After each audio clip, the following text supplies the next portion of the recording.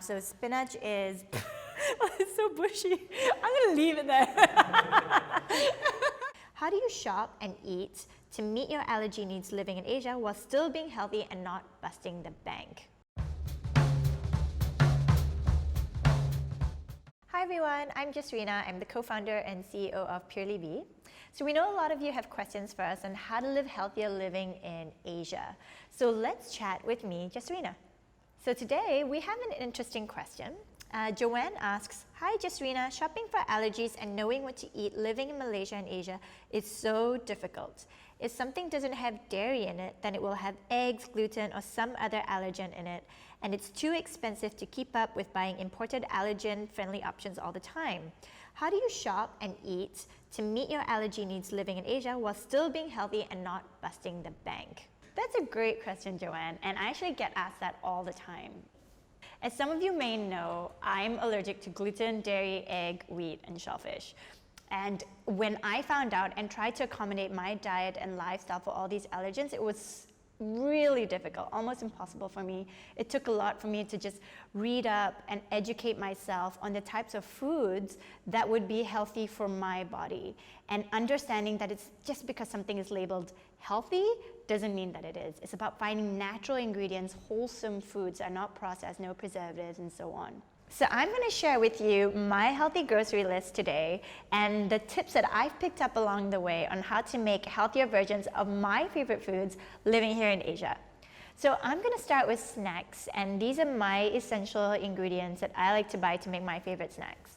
So first we have bananas, and a lot of you know that these are full of nutrients that help with digestion, weight loss, and heart health, so many benefits. And most of all, it's everywhere. You can find it in any market in Asia. And there's so many different ways of eating it. I like to have it with my granolas and coconut milk, or even just slice it up and add peanut butter, which is super filling and really yummy. So next we have dates.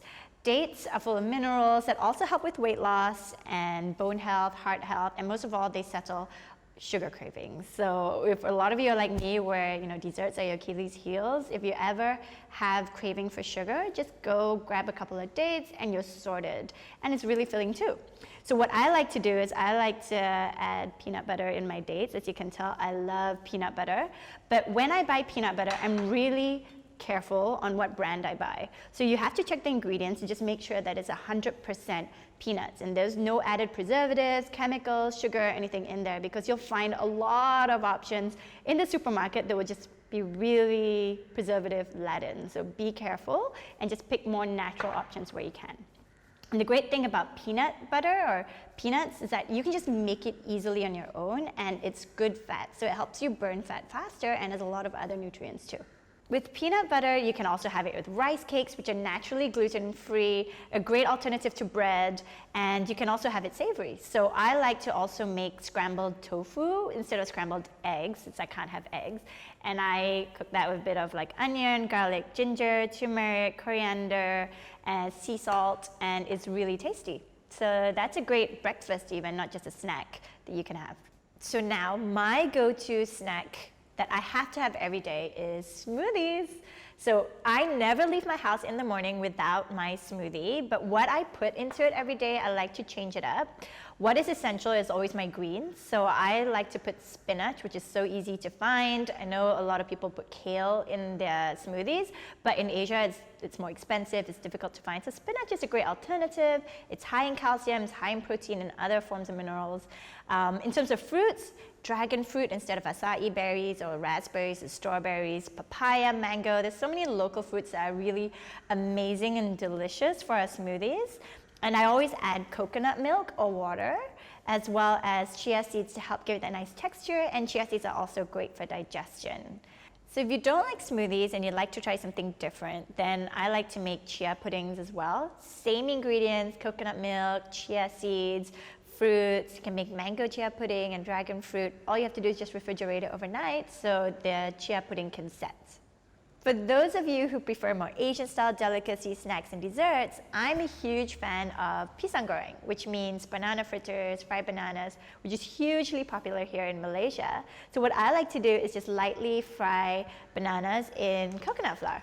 which is gluten-free, allergen-free, and it's very easily found in Malaysia and Asia.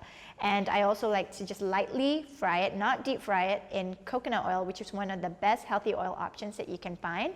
And it's healthy fats and helps you to burn fat faster. So as some of you may know, I'm a big dessert fan and I love my chocolates. So having to cut out dairy and egg when I need to have my chocolates is really difficult at first, but then I discovered a lifesaver, raw cacao powder. So raw cacao powder is chocolate in its purest form and there's no dairy in it. So if I'm ever having my chocolate cravings, what I do is I go down to the kitchen, grab some raw cacao powder, even some avocado if I want to make like chocolate mousse, or I just take some coconut oil and make like chocolate sauce and I can dip fruits in it and things like that. There's so many different ways of using it, but it's a very healthy option of getting your chocolate fix. So now the snacks are sorted, and in fact it's not just snacks, it can also be breakfast, it can also be desserts, but now let's talk about meals. Now, living in Asia, it's actually not that difficult to find options to accommodate a gluten-free, dairy-free, egg-free diet, but you just have to be careful about MSG, preservatives, and processed ingredients and chemicals. So that's why you need to be careful about, which is why homemade meals are always the best. There's so many naturally gluten-free options that you can explore for your meals. We have quinoa, which is a great alternative to rice, brown rice bihun vermicelli, which is rice noodles, brown rice noodles, and we have rice paper rolls, roasted seaweed. You can even explore millets as an alternative to quinoa, which is actually more locally abundant and cheaper. So what do I cook with these ingredients? So I'm just very simple. I like to just fry noodles or quinoa very lightly with turmeric, onion, garlic, ginger, coriander, some herbs, a little bit of sea salt. And a lot of you are wondering, like, how can you have soy sauce that's gluten-free? Well, there's so many gluten-free options now. So I actually pick liquid aminos, but there's tamari and other options too that you can explore in the supermarket. So this is an example of quinoa goreng, which is fried rice. Which is a very popular delicacy here in Asia, but I just lightly toss quinoa in coconut oil with garlic, onions, spinach, turmeric, sea salt, and voila. And you can add chili if you want. I'm not a big chili fan, but I have a lot of my family members who like to add chili padi in that, and it's like the real thing. So this is really easy, you should try it. So there you have it, my healthy grocery list. And as you can see, there's no hard or fast rule into how to make these healthier meals. It's really about understanding your taste buds, understanding your body, and what are your favorite dishes that you love that you'd like to make healthier versions of. And when you go to the supermarket, just look for ingredients to make that are in its most natural, wholesome form. And that's when you can ensure that there's no gluten, there's no dairy, and there's no processed ingredients or preservatives or any other nasty stuff. Okay, so I hope this inspires you, Joanne, to shop for your healthy, allergen-free grocery list, which, as you can see, it can be really fun and it's not that difficult living here in Asia. If you have any questions you'd like us to answer, just leave a comment below.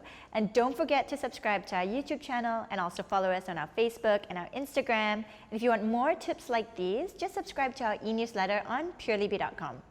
Thank you for watching. I'm Jesrina. I'll see you soon.